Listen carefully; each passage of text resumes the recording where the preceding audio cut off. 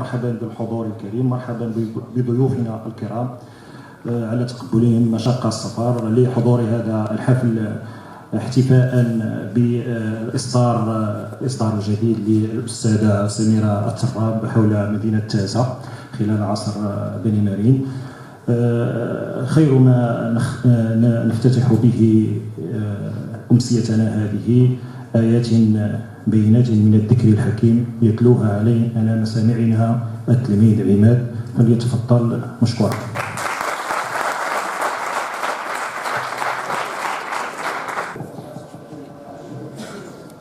أعوذ بالله السميع العليم من الشيطان الرجيم.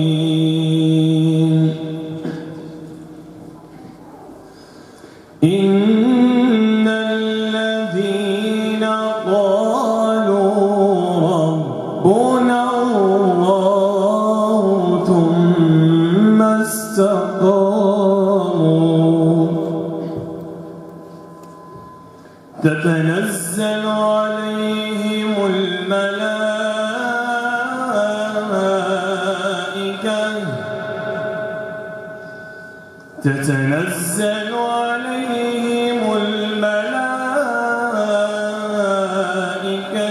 ألا تخافوا ولا تحزنوا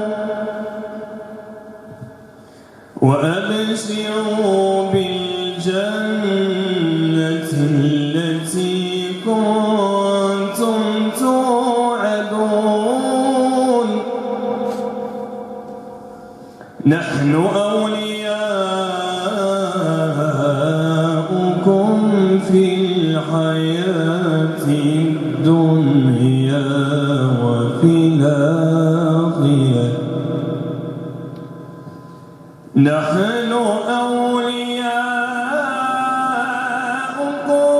في الحياة الدنيا وفي الآخرة ولكم فيها ما تشتهي أنفسكم ولكم فيها ما تدعون. نزلا من غفور رحيم. ومن أحسن قولا ممن دعا إلى الله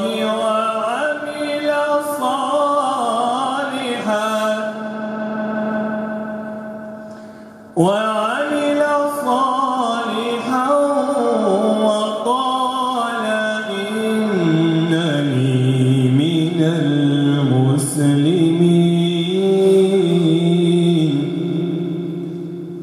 ولا تستوي الحسنة ولا السيئة،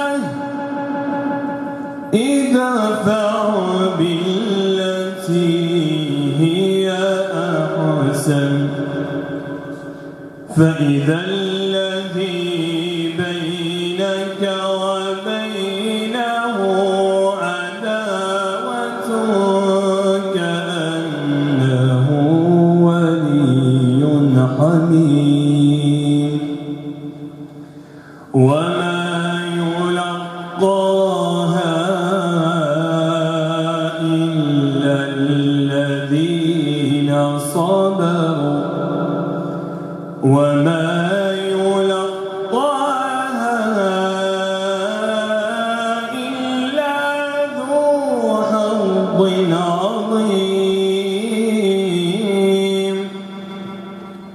وإما ينزغنك من الشيطان نزغ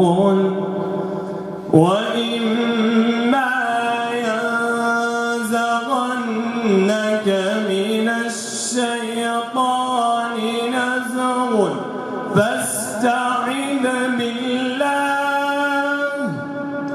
إنه هو السميع العليم.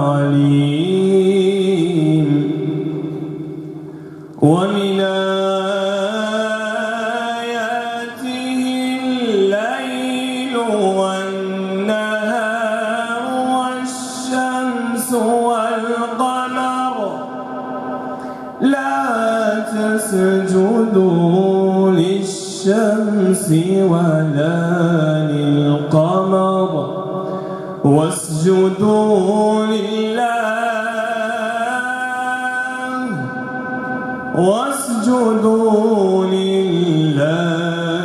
الذي خلقهن إن كنتم إياه تعبدون آمنت بالله صدق الله مولانا العظيم.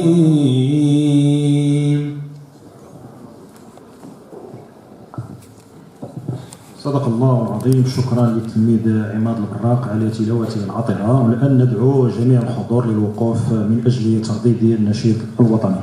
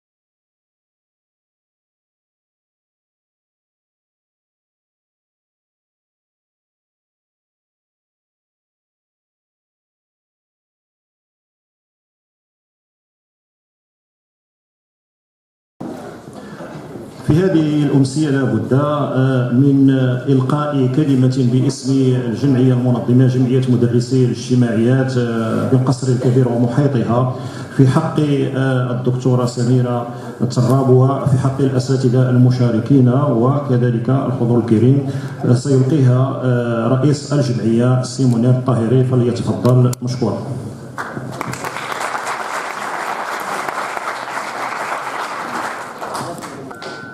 بسم الله الرحمن الرحيم، والصلاة والسلام على أشرف المرسلين محمد سيد النبيين وعلى آله وأصحابه أجمعين ومن تبعهم بإحسان إلى يوم الدين. سيدات والسادة الحضور كل باسمه وصفته، السلام عليكم ورحمة الله تعالى وبركاته. في البداية أتقدم بالشكر الجزيل على حضوركم هذه الندوة العلمية الأكاديمية ذات البعد التاريخي التي نحتفي فيها بكتاب الدكتورة المحترمة سميرة التراب الذي يحمل عنوان تاز وإقليمها في عهد بني مريم.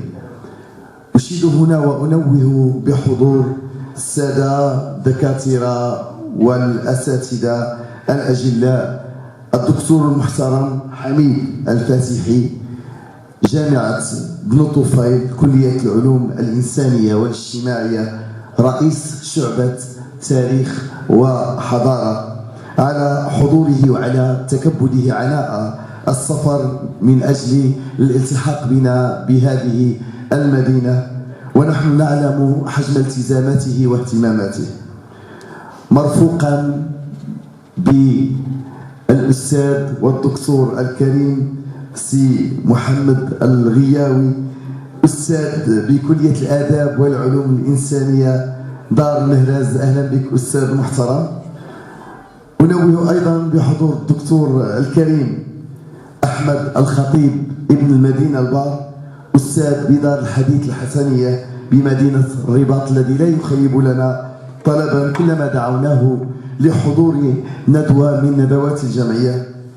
أثمن عاليا دور الأستاذ والباحث الأستاذ المحترم جمال الرداحي عضو الجمعية، باحث في سلك الدكتوراه تاريخ المغرب الوسيط، وأيضا الأستاذ المحترم هشام الغرباوي منشط هذا اللقاء عضو الجمعية باحث في سلك الدكتوراه تاريخ المغرب الوسيط أيضا.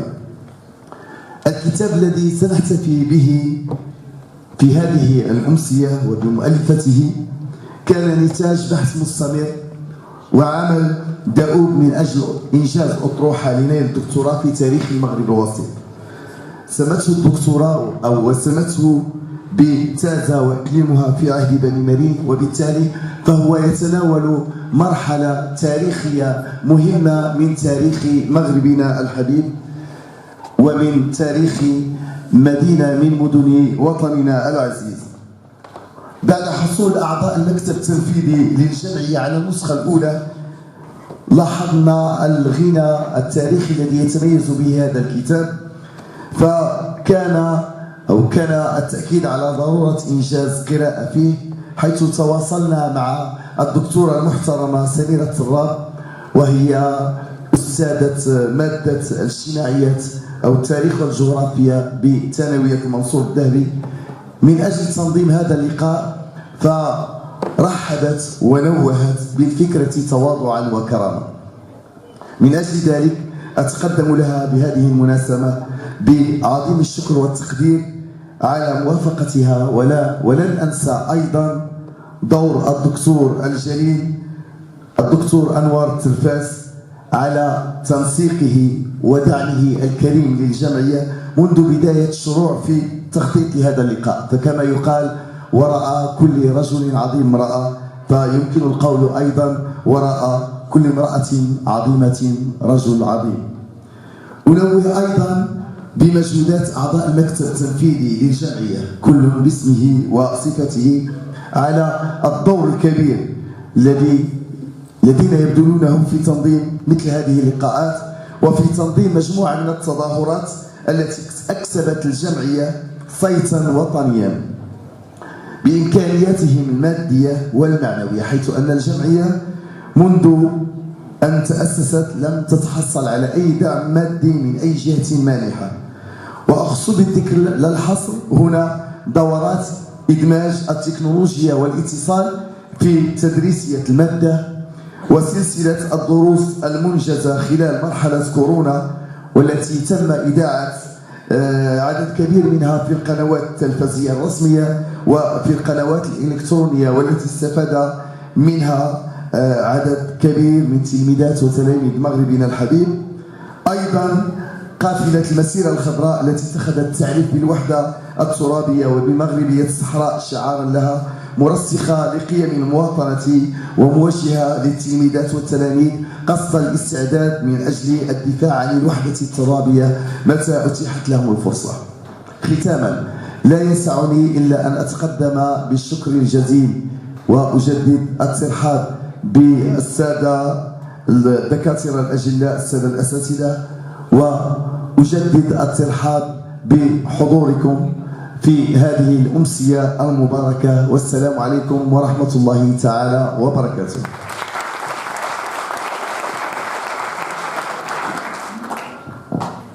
شكرا سي منير الطاهري.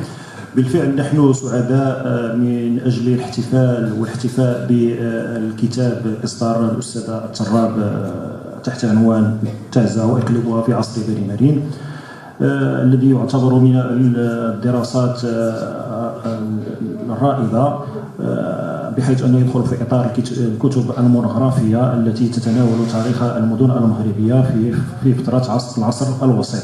للمزيد من المعلومات وكذلك لمناقشة هذا الكتاب يكون معنا كل من الأستاذ جمال الرداحي والأستاذ حميد الفتحي وكذلك الأستاذ أحمد الخطيب والأستاذة صاحبة الكتاب سميرة التراب.